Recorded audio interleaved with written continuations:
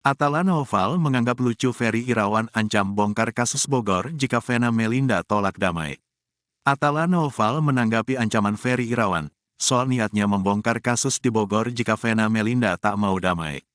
Hal itu diduga berkaitan dengan masalah Atala dengan Shannon Wong yang sempat terjadi beberapa waktu lalu.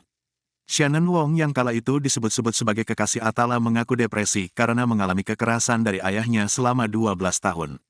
Kasusnya itu gak ada hubungannya sama kasus Mama sih, ucap Atala Naufal di kawasan Tendean, Jakarta Selatan, Rabu, tanggal 25 Januari tahun 2023.